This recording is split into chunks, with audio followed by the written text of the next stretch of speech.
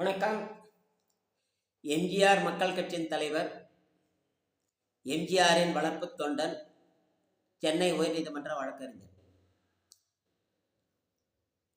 நான் இந்த மாதிரி ட்ரெஸ்ஸில் இருந்து நான் வீடியோ போடுறேன் அப்படின்னு சொன்னால்,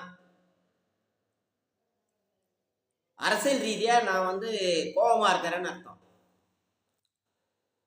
இந்த தொப்பி, கண்ணாடி, கலர் ட்ரெஸ் போடுவேன். அந்த ட்ரெஸ்ஸில் வந்தேன்னா சாதாரணமாக அவர் எண்ணத்திலேயே, எம்ஜிஆர் எண்ணத்திலேயே பேசுகிறேன்னு அர்த்தம். இந்த ட்ரெஸ் போட்டாலே நான் கோபமாக இருக்கேன்னு அர்த்தம்.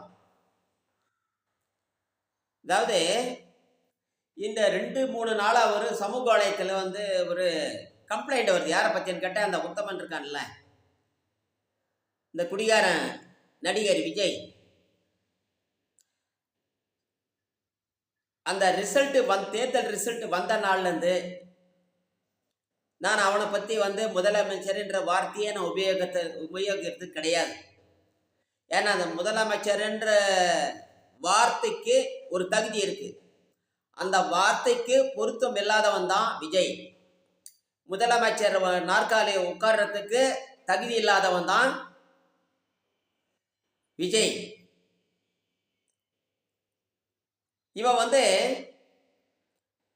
இவன் சினிமாவில் நடிக்கும்போது இவனுக்கு 6 மணி ஆனால் கண்ணாடி கிளாஸ் எடுத்து வச்சு ஃபாரின் சரக்கு எடுத்து ஊத்துறவன் தான்.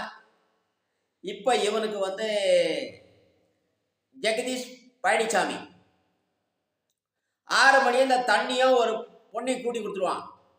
அப்படிதான் நான் பரவலாக கேள்விப்பட்டேன். இதுதான் உண்மை.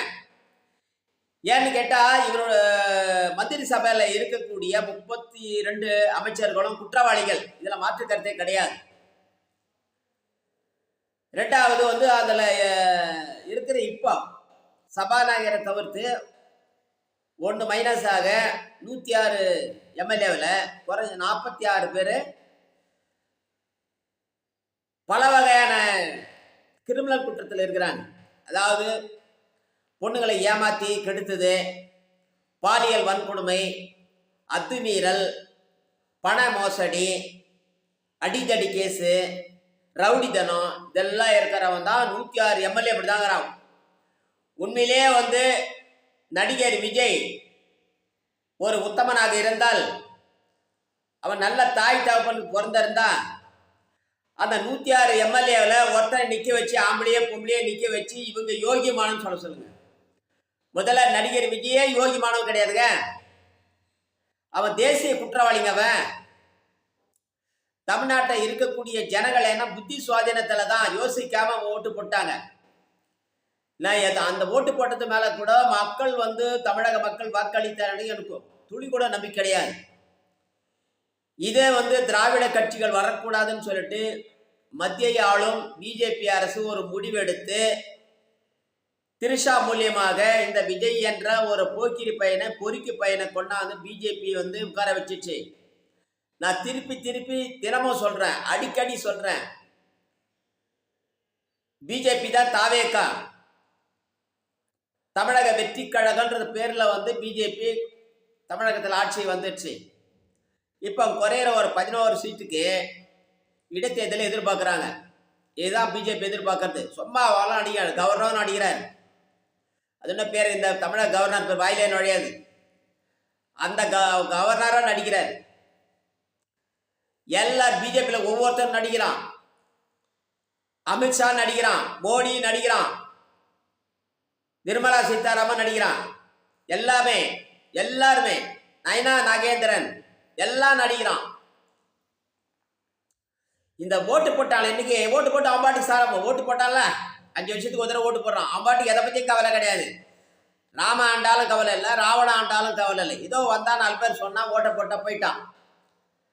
ஆனா அந்த ஓட்டு போட்ட ஜனங்களுக்கு, தமிழகத்தில் இருக்கக்கூடிய 8.5 கோடி ஜனங்களுக்கு பத்தினுடைய கஷ்ட நஷ்டங்கள் ஏதாவது ஆய்ந்து பார்க்கின்ற அளவிற்கு இல்லை. சாப்பிட்டுட்டு ஒரு 2 நிமிஷம் உட்கார்ந்து நம்ம ஓட்டு போட்டோம், இதனுடைய பலன் என்ன, நாட்டில் என்ன தாக்கத்தை ஏற்படுத்துது, நம்ம இவனுக்கு ஓட்டு போட்டோம், இவன் எப்படி ஆட்சி ஆடுறான், மக்களுடைய நிலைப்பாடு என்ன, இதெல்லாம் இருக்கான்றதுக்கு எவனை ஓட்டு போட்ட யாரும் சிந்திக்கிறதுக்கு நேரம் கிடையாது. அதை பற்றி அக்கறை கிடையாது. ஓட்டுன்றது என்னன்றது எவ்வளோ மதிப்புள்ளதுன்றது கௌரவம் உள்ளதுன்றது ஓட்டு போடுற மக்கள் நினைக்கிறேன். இன்னைக்கு நான் பெருமையாக சொல்கிறேன், ரொம்ப வருத்தப்பட்டு வேதனைப்பட்டு சொல்கிறேன், மனசு நொந்து சொல்கிறேன். இன்னைக்கு இந்தியாவிலேருந்து 144 கோடி ஜனங்கள் இருக்கிறாங்க. 2766 கட்சி எலெக்ஷன் கமிஷன் இருக்குது. இந்த 144 கோடி ஜனத்தில் எம்ஜிஆர் மக்கள் கட்சியின் தலைவர் எம்ஜிஆர் வழங்கப்பட்ட தொண்டன் தான் இந்த நாட்டு மக்களை பற்றி, அந்த ஓட்டுடைய மதிப்பை பற்றியும் எலெக்ஷன் கமிஷன் செயல்பாடு பற்றியும் இந்த ஆட்சியில் உட்காந்துக்கிற ஆட்சியாளர், மத்திய ஸ்டேட்டு ஆட்சியாளர் உட்காந்துக்கிறவங்க யார் நல்லவங்க கட்ட அவங்களோட மனநிலை என்னன்னு ஆய்வு பண்ணி வச்சுட்டு யார் இந்தியாவிலே நான் ஒரே ஒரு ஆள் தான் எனக்கு தெரிஞ்சு 2766 கட்சியில் எம்ஜிஆர் மக்கள் கட்சி மட்டும் யோகியமான கட்சி, சத்தியமான கட்சி, நேர்மையான கட்சி, மக்களை பற்றி சிந்திக்கிற கட்சி. இது எந்த கட்சி எனக்கு தெரியல. அவன் கடந்த ஒரு 50-60 வருஷத்துல எவ்வளவு அளவு ஊழல் பண்ணமோ அந்த அளவுக்கு ஊழல் பண்ணி சொத்துக்களை சேர்த்துட்டான். இது அதுக்கு ஒரு பதவி வேணும். மக்களை பற்றி சிந்திக்கிற எண்ணம் கிடையாது. எங்க பார்த்தாலும் மதவாதம், ரவுடிசம். சாதாரண டீ கடை டீ அடிச்சவன் தண்ணி கலந்த டீ அடிச்ச மோடி பையன் உட்காந்தீங்கன்னா கேடி விஜயம் பண்ணிட்டு இருக்கிறான். அவனை சுற்றி இவன் ஒரு அமைதியானவனுக்கு ஓம் மினிஸ்டர்னு சொல்லி அமிதாப் வருஷம் ஒரு கேடி பையன் உட்காந்துருக்கிறான். இந்த கருவாடி இருக்கிற தமிழ்நாடு இதுக்கு நிர்மலா சீதாராமன் அந்த மாதிரி ஒரு பக்கம். இவங்கெல்லாம் தகுதி இல்லாத தமிழ்நாட்டில் எவனையுமே எந்த அரசியல் கட்சி தலைவரும் எவனுமே யோகியம் கிடையாது. அவனெல்லாம் வாய் பெரிய பேசுறான், அயோக்கியதனை பண்றான். எதை பற்றி அக்கறை கிடையாது. நான் நடந்து போகும்போது பார்க்குறேன், சாதாரண பஸ்ஸில் ட்ரெயின்லாம் பயணிக்கும் போது பார்க்குறேன், ஓட்டு போட்டு அதை பற்றி எதுவும் கேர் கிடையாது. அவன் எதை பற்றி பேச மாட்டேங்கிறான். நான் சும்மா இப்படியே இருக்கான்னு சொல்லிட்டு வாய் கொடுத்து பேசினா கூட அதுக்கு பதில் சரியாக வரல. ஸோ இவெல்லாம் நாட்டை பற்றி சிந்திக்கலை. நம்ம இந்நாள் ஒரு தவறானவனுக்கு விஜய்ன்றது நடிகை ஒரு பொறிக்கு பையன், பொம்பளை பையன், கூத்திக்கல்லாம், திருட, கேப் மாதிரி சுயநலம் எழுந்தவன், எப்போ 24 தண்ணி அடிக்கிறவன்றது பற்றியே சிந்திக்கிற இந்திய தமிழ்நாட்டில் இருக்கக்கூடிய 8.5 கோடி ஜனம் ஒருத்தவனே நினைக்கல. இந்த செங்கோட்டைன்னு ஒரு பொறிக்கு பைக்கிறான், கேரா பிளாட்ஃபார்ம். அந்த பொறிக்கு நாயவன் முதல்ல எம்ஜிஆர் அதிமுக ஆரம்பிச்சு அந்த திருமங்கலம் தொகுதியில் நிற்க வைக்கிறாரு. அப்படி நிற்க வைக்கும் போது நான் யாரை போய் எப்படி ஓட்டு கேட்கன்னு தெரியல. எம்ஜிஆர்கிட்ட சொல்கிறான், நான் பொறிக்கு நாய், செங்கோட்டையன் பொறிக்கு நாய், பொம்பளை பொறிக்கு நாய்.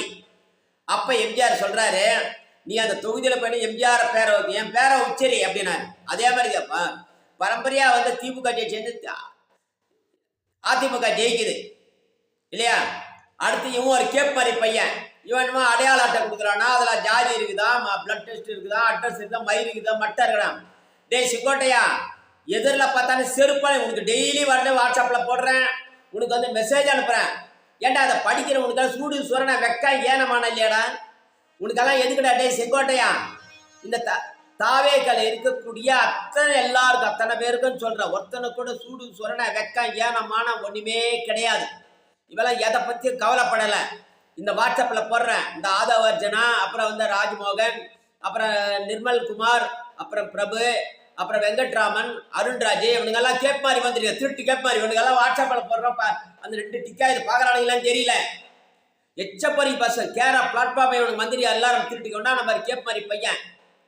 2வது தமிழக சட்டசபையினுடைய இப்போ இருக்கக்கூடிய ஜேசிடி பிரபாகர், அவன் ஒரு 1ஆம் நம்பர் கேடி, அவன் திருட்டு பையன், யோகிய மாதிரி பேசுகிறான். அவன் எச்சப்பொறிக்கு நாய், அவன் பண்ணாட நாய், சபாநாயகர், கருவாடி விற்கிறதுக்கு நாய்கள், கவுச்சி கடையில் ஒரு கும்பலை துணி கட்டி டெய்லி கூலிக்கு துணி ஆட்டுற உத்தியோகத்துக்கு போனவெல்லாம். இவெல்லாம் ஒரு சபாநாயகர். நீங்கள் சிந்திக்கிறீங்களா இல்லையா தெரியல. இவன் விஜய் தமிழக மக்கள் படித்தவன் படிக்காத எல்லாரும் சொல்கிறேன். இந்த ஜெகதீஷ் பழனிசாமின்றவனை இப்போ தனி செயலாளர் போட்டு வச்சிருக்கிறான். யார்? கவர்மெண்ட் சம்பளம் கொடுக்குறவன் யார் இவன்? அந்த நாயை தொடங்க உனக்கு நன்றி விசுவாசம் வீட்டில் கொண்டு அந்த நாயை கொண்டு போய் ஜெகதீஷ் பழனிசாமி நாயை கொண்டு போய் பனையூரில் கேட்டில் கட்டி சங்கிலி போட்டு கட்டி அங்கே சோறு போடுறான், தட்டி வச்சு கஞ்சி ஊத்துறான். அவனுக்கு யாருங்க? ஜெகதீஷ் பழனிசாமிக்கு. அந்த நன்றிகளை காட்டு, அங்கே காட்டு. இங்கே கவர்மெண்ட் பணத்தை எடுத்து, மக்கள் பணத்தை எடுத்து, நீ இஷ்டத்துக்கு சூத்த கழுவணும், வாயை கழுவணும், கக்கூசுக்கு தண்ணி எடுத்து போனவன், தண்ணி எடுத்து கிளாஸ் எடுத்து கொடுத்தவன், உனக்கு சைட் டிஷ் கொடுத்தவனுக்கு அவனுக்கெல்லாம் கொண்டு சிறப்பு செயலாளர் போட்டு கொடுக்குறேன், தனி செயலாளர் போட்டு. உனக்கு என்ன அறிவில்லை உனக்கு? உனக்கு தான் சுற்றி உனக்கு தான் ஆலோசனை சொல்கிறது டிபார்ட்மெண்ட்டாக சொல்கிறதுக்கு உனக்கு வந்து 5 ஐஏஎஸ் ஆஃபீஸர் போட்டிருக்கிறாங்க. ஏன் அவனை பயன்படுத்திக்க தெரியாதா? அவனுக்கு பயந்து உனக்கு தரானு இல்லையா? கொஞ்ச நாளைக்கு முன்னாடி ஒரு போன மாதம் யாரோ ஒருத்தர் ஒரு முதலமைச்சர் ஆகிடாரு ஒரு ஜோசிகர் சொன்னால் அவனுக்கு வந்து கவர்மெண்ட் அப்பாயின்மெண்ட் கொடுத்துக்கிறான். யாரும் காரியம் பண்ண பிறகு வாபஸ் பண்ணிட்டான். ஏண்டா ஒரு ஜோசிக்காரன் நீ முதலமைச்சராக வந்துடும், தெருவில் போகிற நாய், உனக்கு ஓட்டு போடுற நாய், தண்ணி அடிக்கிற நாய் கூட விஜய் வந்து முதலமைச்சராக வந்துடுவாருன்னு சொல்லிட்டு எல்லாரும் உனக்கு ஓட்டு போட்டோம், எல்லாம் முதலமைச்சராக வந்துடுவாருன்னு சொல்லி தான் ஓட்டு போட்டான். நீ ஒரு ஜோசிக்காரனுக்கு வந்து கவர்மெண்ட் வேலை வாய்ப்பு கொடுக்குறான்னு சொன்னால் உனக்கு ஓட்டு போட்ட எத்தனை பேர்? அத்தனை பேரும் விஜய் முதலமைச்சராக வர்றாரு அப்படின்னு சொல்லி ஓட்டு போட்டான். அவனுக்கெல்லாம் வேலை கொடுக்குறது தானே? உனக்கு பல லட்சம் பேர் ஓட்டு போட்டான், அவனுக்கெல்லாம் வேலை கொடுத்துருவியா? டே மடையா, சித்திக்கிற புத்தி கிடையாதுடா. இந்த வைக ஒரு புறம்போக்கு நாய் அவன். இந்த கி வீரமணி எவனு பகல இவனுங்கெல்லாம் ஒரு பாக்ஸில் துட்டு போட்டுட்டா அவன் சுத்த சொறிவான், காலை சொறிவான். எச்சப்பொறிக்கு பசங்க தமிழ்நாட்டில் இருக்கிற அத்தனை அரசியல் கட்சி தலைவனும் கேவலமானவன். இந்த தினமலர், தினத்தந்தி, தினகரன் எல்லாம் ஃப்ராடு நம்பர் பேப்பர். பணம் கொடுத்தா போதும், எந்த நியூஸ் எப்படி வேணாலும் போடுவான். எதை பற்றி மக்கள் கவலைப்படப்பட்டது போட்டுருவான். அதே மாதிரி இந்த பாலிமர் டிவி, புதிய தலைமை டிவி, சன் டிவி எல்லாம் கேடுகிட்டு இவனுங்கெல்லாம் வந்து கருவாடு இந்த பிளாட்பார்த்தவனுங்க. இவனுங்கெல்லாம் ஒரு மீடியாக்கள் வச்சுக்கிட்டு உலகத்தை ஏமாத்திக்கிறான். விஜய் முதல்ல வந்து இந்த ஜெகதீஷ் பழனிசாமி உடனே வந்து நீக்கு, மரியாதை நீக்கு. நீ செய்யற வேலைகள் உன்னை பொத்த செருப்பாலே அடிக்கிறா. அவனை பொறிக்க பையெல்லாம் வந்து எங்க பிளாட்பார்த்த தகுதியில் பொறிக்க பையெல்லாம் வந்து முதலமைச்சர் நாய்.